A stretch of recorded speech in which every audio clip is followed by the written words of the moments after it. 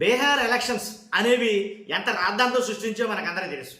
ఎందుకనంటే ఏదైతే ఓటర్ల జాబితా సవరణ, ఆ ఓటర్ల జాబితా సవరణ మొత్తం దేశవ్యాప్తంగా చర్చకి దారితీసింది. ఎందుకని మొత్తం ఉండాల్సిన ఓట్లన్నీ తీసేశారు. ఇంచుమించు కొన్ని లక్షల ఓట్లు తీశారు, కొన్ని లక్షల దొంగల ఓట్లు చేర్చారు. ఇలా ఒకటి కాదు రెండు కాదు, మొత్తం అనేక ఆరోపణలు అయితే కనుక దేశవ్యాప్తంగా మన వాళ్ళుగా బీహార్ ఎన్నికల మీద చూపించాయి. కాబట్టి దాని మీద రాహుల్ గాంధీ గారు ఎంతలా ఫైట్ చేస్తున్నారో మనం చూస్తున్నాం. ఇప్పుడు తాజాగా చెప్పాల్సింది ఏంటంటే కొత్తగా అంటే ఎన్నికల కమిషన్ తీసుకొచ్చిన కొన్ని కొత్త మార్పులు అయితే తీసుకొచ్చింది. బీహార్ ఎన్నికల్ని దాంట్లో దృష్టిలో పెట్టుకుని కొన్ని మార్పులు చేర్పులు అయితే కనుక చేయడం జరిగింది. ఏంటి ఎలక్షన్లో మార్పులు అని అంటే కనుక నిజంగా ఇవైతే కనుక ఆహ్వానించదగ్గాయే, దాంట్లో ఎలాంటి అవ్వట్లేదు. కానీ ఖచ్చితంగా ఈ మార్పులు ఉండాల్సిందే. ఏంటవి అంటే కనుక ఫస్ట్ లైక్ చేయండి చెప్తాను. లైక్ చేస్తే నాకు మోటివేషన్గా ఉంటుంది, మ్యాక్సిమం అందరికీ తెలియాలి. కాబట్టి మీరు లైక్ చేస్తే ఇన్ఫర్మేషన్ ఎక్కువ మందికి షేర్ అవుతుంది. షేర్ చేయండి, లైక్ చేయండి, మీ బాధ్యత అని చెప్తాను. షేర్ చేయండి, కొత్తగా మన ఛానల్ చూస్తే పక్కాగా సబ్స్క్రైబ్ చేయండి. మీ అమూల్యమైన అభిప్రాయాన్ని కామెంట్ రూపంలో తెలియజేయండి. ఆంధ్రప్రదేశ్లో జరిగిన ఎన్నికలు చూసాం మనం, అలాగే బీహార్లో జరుగుతున్న ఎన్నికలు చూసాం. మ్యాక్సిమం ఎక్కడెక్కడ ఎన్నికల్లో ఏ తప్పులు జరుగుతాయో అన్నీ చూస్తున్నాం మనం. కాబట్టి ఆ తప్పుల్లోంచి కొన్ని మార్పులు అయితే తీసుకొస్తుంది ఎలక్షన్ కమిషన్. ఇవి మంచికేనా లేకపోతే చెడా ఏంటనేది ఒకసారి ఆలోచించాలి మనం కూడా. కాబట్టి బీహార్ ఎన్నికల తర్వాత అదే ఆ ఓటర్ల జాబితా ఏదైతే తప్పులు మొత్తం జరిగాయో వీటన్నిటిని దృష్టిలో పెట్టుకుని ఫస్ట్ తీసుకొస్తున్న మార్పు ఏంటంటే ఏదైతే బ్యాలెట్ ఉంటుందో, ఈవీఎం బ్యాలెట్లు ఏవైతే ఉంటాయో దాని మీద అభ్యర్థుల ముఖ చిత్రాలు ఉంటాయి, వాళ్ళ ఫోటోలు ఉంటాయి. ఐడియా ఉంది కదా.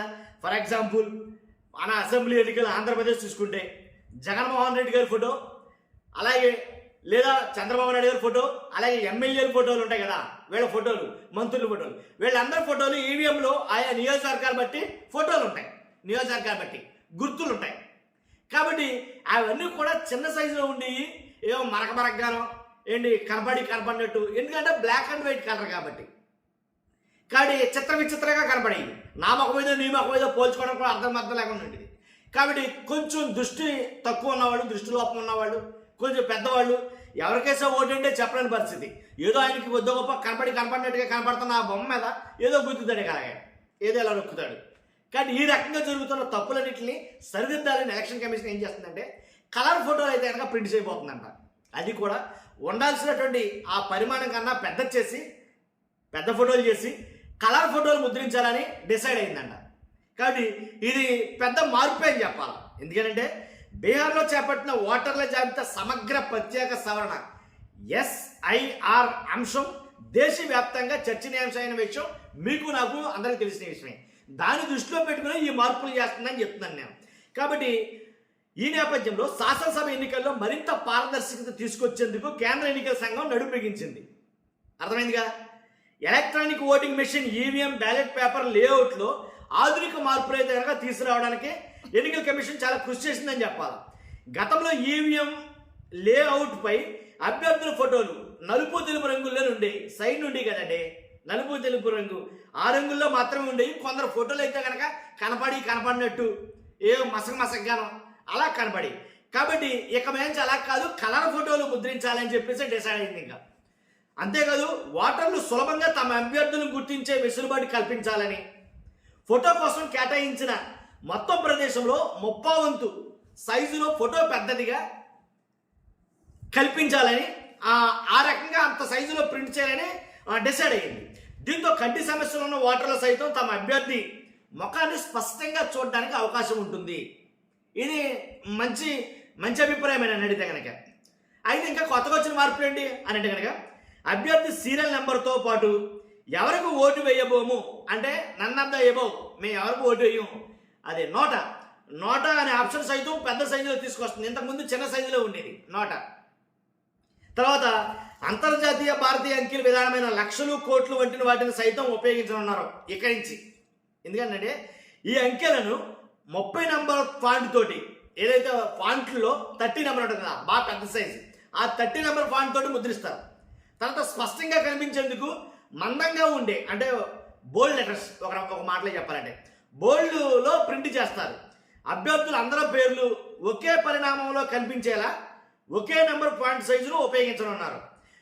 కాబట్టి నోటాకు సైతం ఇదే వర్తించింది.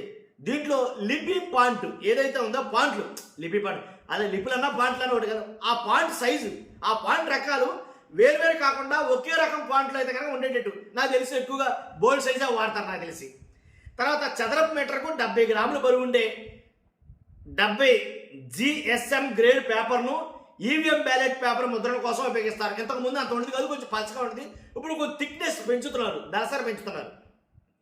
శాసనసభ ఎన్నికల కోసం ప్రత్యేకంగా గులాబీ రంగు పేపర్ను ఉపయోగిస్తారు. అందులో పింక్, రెడ్, గ్రీన్లకు ఎక్కువ ప్రాధాన్యత ఇస్తారు ఎలక్షన్కి మీదట. కాబట్టి బీహార్లోనే ఇది తొలిసారిగా ఈ కొత్త నిబంధనలు అమల్లోకి తీసుకురాబోతున్నారు. ఇలాంటి మార్పులు అయితే కనుక చాలా చేస్తారని చెప్పాలి. ఎందుకంటే ఆల్రెడీ జరిగిన తప్పొప్పుల్ని దృష్టిలో పెట్టుకుని చూసాం కదా మనం ఎన్ని తప్పులు జరిగినాయని బీహార్ ఎన్నికల్లో. కాబట్టి ఏదో 10 రోజుల ముందే ఓటర్ల సవరణ అని అంటారు. ఈ ఓటర్ల సవరణ మార్పులు చేర్పులు కొత్త ఓటర్లు నమోదనేసరికి తండోపు వచ్చి పడిపోతున్నాయి. ఆంధ్రప్రదేశ్ ఎన్నికల్లో కూడా అలాగే జరిగింది. ఏవైతే పోలైన ఓట్లు ఉన్నాయో, అక్కడ ఓట్లు ఉన్నాయో వాటికి వీటికి పొంతం లేకపోవడం, ఆ పొంతం లేకపోయేటికి కొత్తగా పోలైన ఓట్లన్నీ కూడా ఒకే పార్టీకి పడడం, కూటమికే పడడం. కానీ ఇదంతా కూడా బోల్డ్ చాలా అనుమానాలకైతే తాగిచ్చాయి. బీహార్లో అంతకు మించి రెట్టింపు కానీ అక్కడ అడుగుతున్నారు, కొన్ని చోట్ల అడగలేకపోయారు అంతే తేడా. చాలా రాష్ట్రాల్లో ఇలాంటివి జరిగింది ఎలక్షన్ టైంలో. కాబట్టి ఎలాంటి తప్పులు మీద జరగకుండా ఉండడం కోసం ఈ నిర్ణయం అయితే కనుక ఎలక్షన్ కమిషన్ తీసుకుంటుంది. నిజంగా అది స్వాగతించదగ్గదే. మనం అందరం కూడా చూద్దాం ఇంకేం మార్పులు రాబోతాయి. ఫస్ట్ అయితే లైక్ చేయండి, నాకు మోటివేషన్ కూడా ఎక్కువ మందికి ఇన్ఫర్మేషన్ షేర్ అవుతుంది. కొత్తగా మన ఛానల్స్తో పక్కాగా సబ్స్క్రైబ్ చేయండి. మీ అమూల్యమైన అభిప్రాయాన్ని కామెంట్ రూపంలో తెలియజేయండి. Thank you very much.